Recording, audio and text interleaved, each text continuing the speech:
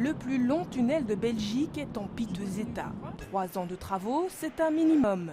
Et pour éviter un maximum de nuisances, le chantier de rénovation va se dérouler de nuit et durant les congés scolaires. Pour étaler le financement de ces travaux, la région compte sur un partenariat public-privé. On arrive probablement sur une période de 30 ans autour de 20-22 millions d'euros à payer. On étale dans le temps, mais évidemment, la maintenance est dedans.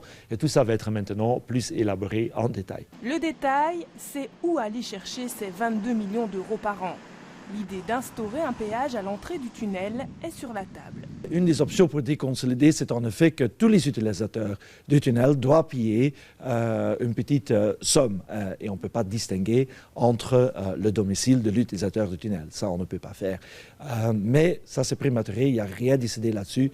Il faut une formule déconsolidée. Une idée déjà décriée par les communes concernées par ce tunnel, Koekelberg en tête. La seule chose que je demande, c'est qu'on ne l'assortisse pas d'un péage à l'attention des automobilistes qui emprunteront le tunnel. Pour 2 raisons. La première, je pense que les automobilistes sont déjà assez ponctionnés comme ça au niveau du stationnement en région bruxelloise. La deuxième, c'est que je me dis que beaucoup d'automobilistes feront le choix de circuler en surface si ils doivent payer pour aller dans le tunnel. Et on n'aura en réalité rien résolu du tout.